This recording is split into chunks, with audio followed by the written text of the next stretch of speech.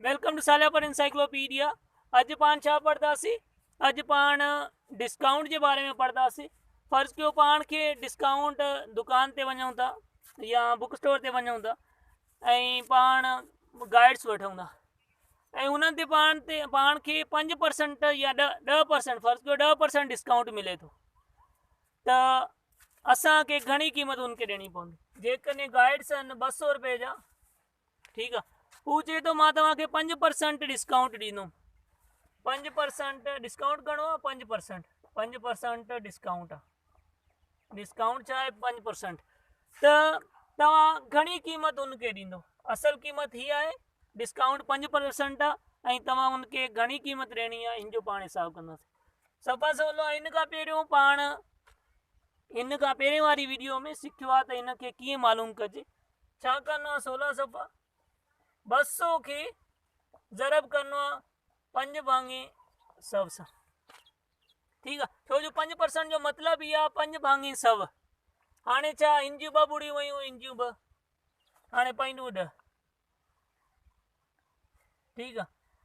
ही 10 मतलब 10 रुपया पाण खे वो डिस्काउंट कंदो त घणा पाण खे ॾियणा पवंदा? 200 मां कट करना 10 त बाक़ी घणा? 190। मतलब उनके पाण 190 रुपया ॾींदासीं, ठीक है। ॿी मिसाल वठूं था।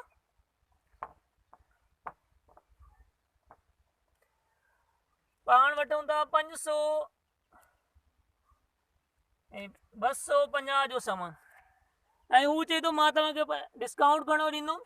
डिस्काउंट ॾिए थो 10%। डिस्काउंट आहे 10%। त पाण उनखे घणा पैसा ॾींदासीं? सफ़ा सवलो आहे। तव्हां ईअं बि करे सघो था, इनखे ईअं लिखो, ठीकु आहे। हिकु ॿुड़ी पाण खे टारगेट छा हूंदो आहे? 100 सां डिवाइड करणु। 100 सां डिवाइड जो मतिलबु छा आहे?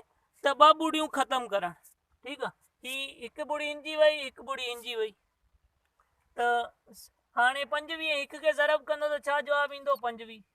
ही डिस्काउंट आहे। 250 मां 25 कटे जेको डिस्काउंट थियो ऐं बाक़ी घणी क़ीमत ॾियणी पवंदी तव्हांखे? 225, ठीक आहे।